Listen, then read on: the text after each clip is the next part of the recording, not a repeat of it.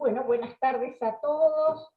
Hoy vamos a hablar de lo que son las complicaciones de las afecciones faringias, sobre todo las complicaciones que afectan a las zonas profundas del cuello. También se llama faringitis profunda. Entonces, son procesos indurativos, inflamatorios o supurativos de los espacios perifaringios. Los espacios perifaringios sabemos que son tres: el espacio periamigdalino, el retrofaringio y el laterofaringio o faringomaxilar. Lo primero que tenemos que tener en cuenta, y es muy importante para ver cómo vamos a encarar ese paciente que viene a la consulta con esta patología, es tener en cuenta la diferencia entre flemón y absceso. Esto para cualquiera de las faringoamigdalitis profundas en cualquier espacio del cuello que se produzca. El flemón es una infección tisular no coleccionada. En cambio, el absceso tiene colección purulenta en una cavidad neoformada. Por esto, el tratamiento del flemón va a ser tratamiento médico, con antibióticos principalmente, y el absceso va a ser tratamiento quirúrgico. Entonces, vamos a empezar con el más común, que es el flemón y el absceso periamigdalino. Generalmente este se produce como consecuencia de una faringoamigdalitis que se disemina a las zonas profundas del cuello, produciéndose un compromiso de las glándulas de Weber. Se produce una celulitis peritonsilar, esta celulitis avanza y se transforma en un flemón, y si ese flemón no se trata, se transforma en un absceso periamigdalino. De todos modos, tenemos que tener en cuenta que una faringoamigdalitis no es la única causa que puede producir un absceso periamigdalino, pero sí es la más frecuente. Los abscesos periamigdalinos son raros debajo de los 5 años, y esto tiene una explicación, y es que el estreptococo beta hemolítico grupo A, que es el que produce la faringoamigdalitis, tiene unas microvellosidades que se llaman fimbrias, que están compuestas por ácido lipotecoico, que son las que le permiten adherirse a los receptores de la faringe, que están compuestos por fibronectina. Esta fibronectina está ausente o es muy escasa en los primeros años de vida. Por eso se dificulta mucho la colonización del estreptococo beta hemolítico. Esto hace que es muy difícil que produzca en este grupo etario una faringoamigdalitis, y por lo tanto es muy difícil que pueda complicarse con un flemón o un absceso periamigdalino. El pico de mayor incidencia está entre los 15 y los 30 años, y acá, además del estreptococo beta hemolítico como agente productor de la faringoamigdalitis, aparece otro agente preponderante que son las fusobacterias. Entonces, muchas veces esos estreptococos y las fusobacterias juntas como flora mixta generan los abscesos o los flemones periamigdalinos. Para clasificarlos, lo podemos clasificar en antero superior, que es el más común, o en posterior, que es infrecuente. La diferencia entre los dos, que en el antero posterior tenemos trismus, que es una contractura que se produce del músculo pterigoideo, que impide que el paciente abra con facilidad la boca. Cuando intenta abrir la boca, tiene mucho dolor y tiene una resistencia. En el posterior, si bien los síntomas son los mismos, la característica es que no hay trismus, y esto nos puede ayudar mucho en el diagnóstico diferencial. Las causas, entonces, como dijimos, amigdalitis aguda o crónica reagudizada, y también tenemos que tener en cuenta la patología infecciosa del tercer molar, como ser un absceso apical o una pericoronaritis, y esto es importante investigarlo, ver cómo están los molares de esos pacientes que vienen con un cuadro de flemón o absceso periamigdalino, porque entonces el tratamiento va a cambiar. Las vías de llegada, obviamente, linfática o por contigüidad. Entonces, bueno, como dijimos, repasando, gérmenes anaerobios, preponderantemente las fusobacterias, y dentro de los gérmenes anaerobios, si bien el principal es el estreptococo beta hemolítico grupo A, también tenemos preponderancia de los Haemophilus influenza. Tengámoslo en cuenta porque la Haemophilus influenza, como todos sabemos, es productor de beta-lactamasa.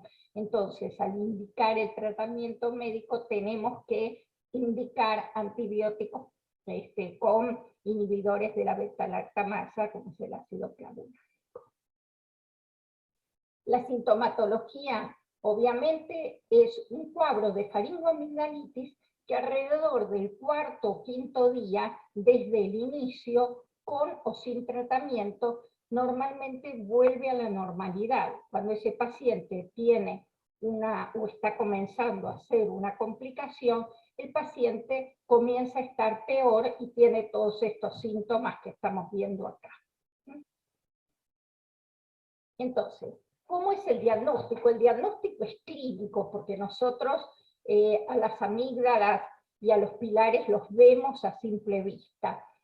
Tenemos que hacer una anamnesis y tenemos que tener en cuenta que, miren, este es un paciente nuestro que hizo un flemón preamigdalino que se trató con antibióticos, tratamiento médico, mientras que este es un paciente que hizo un absceso periamigdalino. Entonces, a veces el diagnóstico entre el trismus, el paciente que está con bastante dolor y no se siente bien y está con fiebre, lo mejor en lo posible es hacer una palpación intraoral, donde nosotros vamos a tocar esa formación, esa tumefacción de la amígdala, y ahí vamos a ver si hay alguna zona fluctuante, con lo cual nosotros podemos pensar que estamos en un absceso y hacer el tratamiento. Y si no podemos hacer el tacto, vamos a hacer una punción aspiración diagnóstica, a ver si viene o no viene pus. Pero el tratamiento siempre es clínico. Miren acá, no se piden ni tomografías ni resonancias porque no son necesarias, pero este es un paciente que nos llegó a nosotros de otro lado, donde le habían pedido una resonancia, y acá vemos bien cómo se ve el absceso con el contenido purulento, lo mismo que acá, englobado bien en la cápsula amigdalina, protruyendo hacia el medio. Esta es la laringe. Ven cómo empuja las estructuras hacia el otro lado, a diferencia de la otra amígdala que tiene una ubicación normal, digamos, un tamaño normal. Entonces, tratamiento, como dijimos, antibiótico, siempre con analgésicos y antiinflamatorios. Es muy útil el uso de betametasona o desametasona, porque esto desinflama las estructuras periabsceso. A veces esto nos ayuda mucho a que el paciente no tenga trismus y a poder continuar con el tratamiento, como es, por ejemplo, la punción aspiración. En el caso del absceso, dijimos que el drenaje es quirúrgico. Puede ser una punción aspiración o una incisión y drenaje. Hay un montón de trabajos publicados y en ninguno de esos trabajos, incluso yo acá abajo les puse la bibliografía de un metaanálisis que se hizo, y en ninguno de los trabajos publicados se halló diferencia entre el resultado de la punción aspiración y de la incisión y drenaje. Y esto también depende mucho de la colaboración del paciente y de lo que, digamos, de las circunstancias del momento en que estamos frente al caso. Con respecto a la cirugía, la amidalectomía se puede hacer en caliente o se puede hacer luego. La cirugía en caliente está totalmente contraindicada. Si bien hay médicos que la hacen, no debería hacerse nunca la cirugía en caliente porque las estructuras están modificadas por el proceso inflamatorio. Entonces, lo ideal es que se haga la cirugía después de 30 a 40 días de producido ese absceso. Lo que nos dice la literatura es que un primer episodio de absceso periamigdalino que no ha tenido faringoamigdalitis previas, se trata y se espera. Un segundo episodio de flemón periamigdalino o un primer episodio pero con faringoamigdalitis previa, se hace la amidalectomía a los 30 o 40 días. Los antibióticos que se usan, por todo lo que hablamos antes de las bacterias y de las asociaciones, utilizamos generalmente amoxicilina con ácido clavulánico. Vamos a hacer el tratamiento con el antibiótico intramuscular cada 12 horas por 48 horas, y después vamos a completar 10 días en total con el mismo antibiótico, pero vía oral. Generalmente, salvo en casos muy puntuales y generalmente casos en que el paciente tiene comorbilidades, el flemón o absceso periamigdalino no necesitan internación, es de manejo ambulatorio. También podemos usar la clindamicina, 300 miligramos cada 12 horas, y en el caso de, como dije antes, que ese paciente tenga que ser internado, ceftriaxona intravenosa. Las complicaciones, por supuesto, como ven acá, esto no necesita muchas explicaciones, por contigüidad, desde la amígdala al espacio parofaringio, y bueno, y ahí de acuerdo hacia dónde se dirige puede producir estas complicaciones. Los diagnósticos diferenciales, obviamente el primero y más importante es distinguir entre flemón y absceso para ver cómo vamos a encarar y cómo vamos a tratar a ese paciente. También tenemos que observar muy bien las fauces para ver si ese paciente no tiene un cuerpo extraño, y en casos más raros, neoplasias, adenitis cervical, etc. Bueno, esto es con respecto a lo que es el flemón y absceso periamigdalino. Ahora vamos a pasar a la parte posterior del cuello, de las zonas profundas del cuello. Y acá tenemos el flemón y absceso retrofaringeo. Este se produce en la zona que está entre la pared posterior de la faringe, a ver si se ve acá, ahí, ¿se ve la flechita? Entre la pared posterior de la faringe y la fascia prevertebral. En este espacio, en los primeros años de vida y aproximadamente hasta los 5 años, se alojan los ganglios linfáticos de Gillette, que son ganglios que drenan toda la estructura de la faringe. Estos ganglios, a partir de los 5 años, se atrofian. A veces pueden durar hasta la adolescencia, pero generalmente se atrofian en los primeros años de vida. Entonces, un paciente puede tener un absceso retrofaringeo en sus primeros años de vida o siendo adulto. Las causas y el tratamiento van a ser diferentes. Entonces, vamos a hablar un poco del absceso retrofaringeo en los niños. Es un paciente que tiene más o menos entre 3 meses y 3 años de edad, que ha tenido una infección de las vías aéreas superiores, y que unos días después de aproximadamente entre los 5 y 10 días de haberse producido ese cuadro infeccioso de vías aéreas superiores, el paciente comienza a estar en mal estado general, tiene disnea y tiene disfagia progresiva. Es muy importante que nosotros conozcamos esto y que lo sospechemos, porque ese paciente necesita que monitoreemos muy bien su vía aérea cuando tiene estos síntomas. Entonces, cuando lo sospechamos, el paciente inmediatamente tiene que ser internado.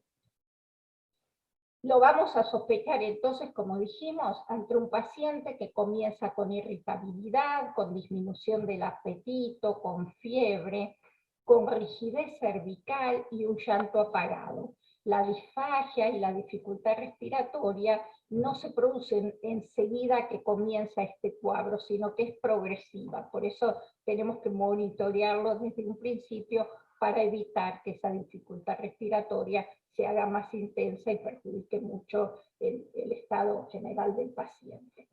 ¿Qué vamos a ver en el examen? Un abombamiento de la pared posterior con limitación del movimiento del cuello y adenopatía. Pero ¿qué pasa? Es un paciente de 3 meses y en general 3 años de edad. A veces el examen físico es dificilísimo, es muy difícil de realizar. Entonces, en este caso, nos vamos a valer de los exámenes, de los exámenes complementarios. Con respecto a los gérmenes, dijimos que está relacionado con la patología de la vía aérea superior, por eso están en forma preponderante los neumococos, el Haemophilus influenza, y en el último tiempo, aunque no se conoce la causa, hay un aumento como agente etiológico del Streptococo beta hemolítico grupo A. Pero tenemos que tener en cuenta que generalmente la microbiología es polimicrobiana. Entonces, bueno, el examen faríngeo, como ya les dije, si lo podemos hacer, el laboratorio, donde vamos a tener una marcada leucocitosis, como en un cuadro infeccioso. Lo primero que vamos a pedir ante la duda, porque es lo más fácil de obtener y nos da una idea de frente a qué cuadro estamos parados, es una radiografía de perfil de cuello. Pero es importante que siempre la pidamos en hiperextensión para partes blandas. Y en lo posible con el paciente en inspiración. La punción aspiración con cultivo, una tomografía de cuello con o sin contraste, esto como vamos a ver después depende del estado general del paciente, y si podemos realizar una fibrolaringoscopia. ¿Qué pasa con la radiografía lateral de cuello? Como ustedes ven acá, esta es una radiografía lateral de cuello normal.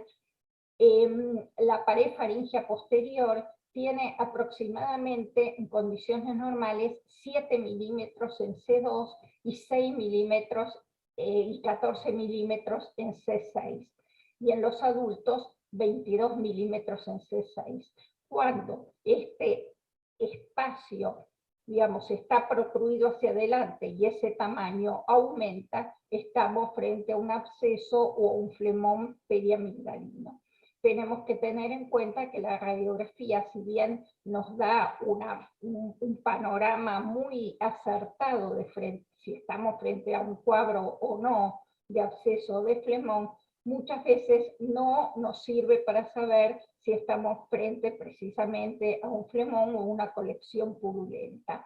Entonces, si después de haber obtenido esta radiografía tenemos dudas, lo que vamos a pedir es una tomografía de cuello con contraste. El tratamiento.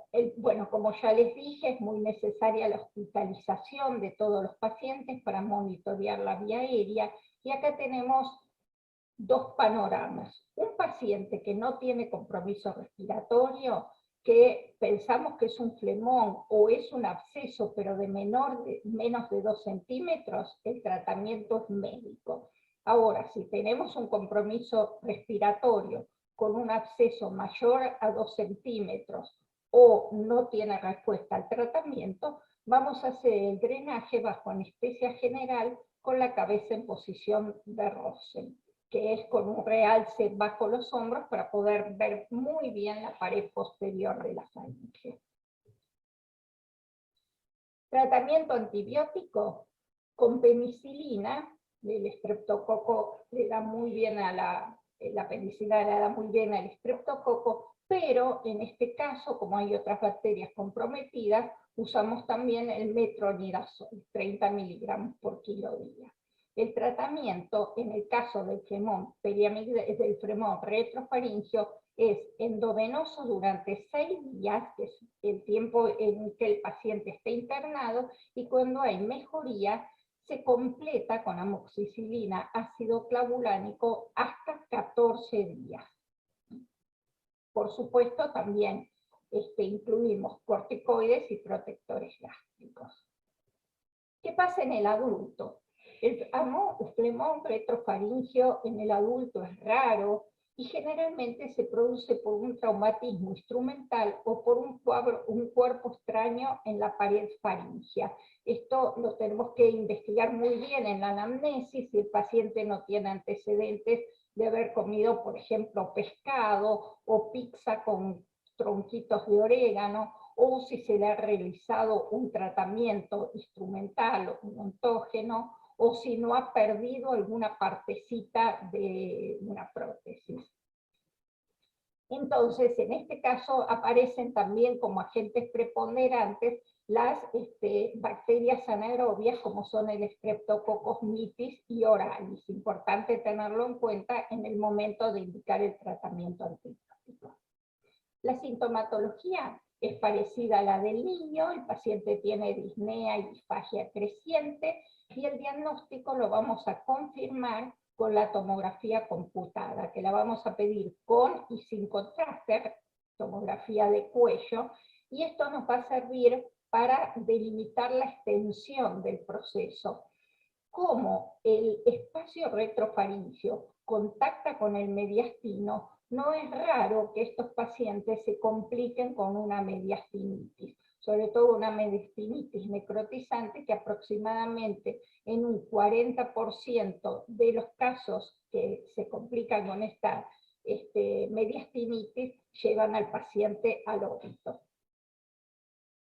Entonces acá tenemos una tomografía, ven, acá se ve el absceso retrofaríngeo, bien hacia lateral, ven cómo empuja la pared faríngea hacia adelante y hacia el costado. Acá tenemos otro, y acá tenemos otro incipiente. Entonces, el tratamiento en los adultos depende del grado de obstrucción y de la clínica.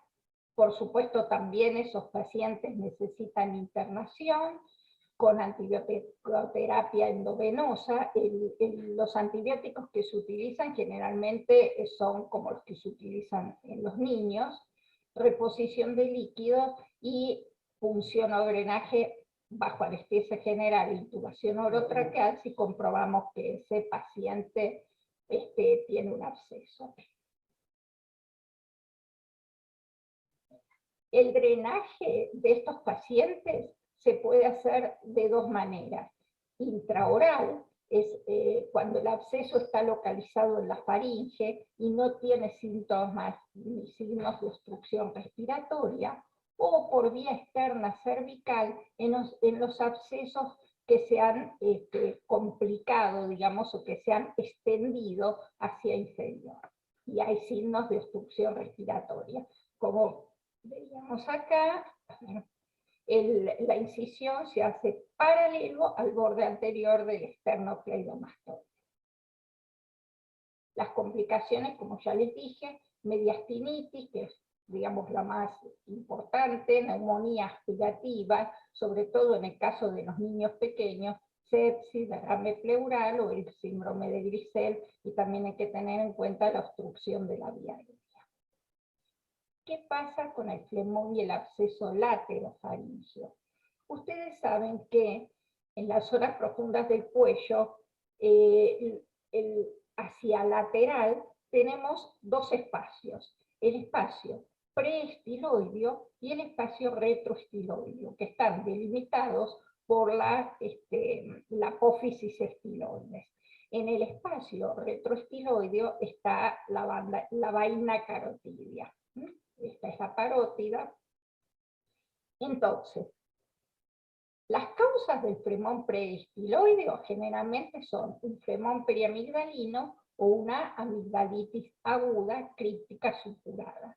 Los síntomas es un paciente que empieza con intensa odinofagia, con disfagia, voz gangosa, mal estado general y muchas veces una dificultad deglutoria y una disnea importante.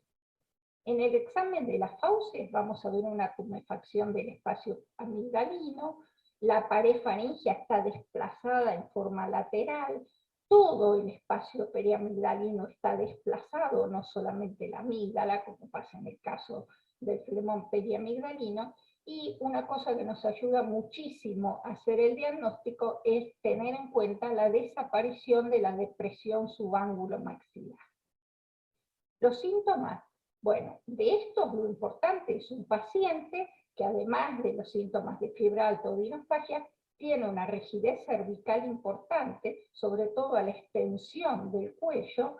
El cuello está fijo y hay trismus, como dijimos antes, por compromiso del músculo pterigoideo.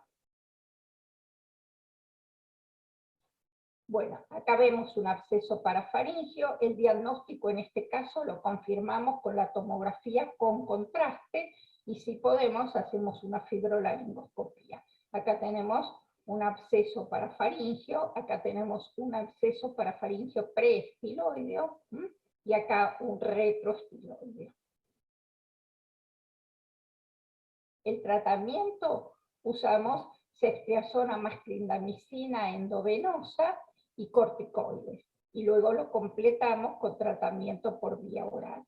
Y el tratamiento quirúrgico, en el caso de los abscesos laterofaringios, el tratamiento se hace por vía externa con una incisión paralela al borde inferior del maxilar inferior.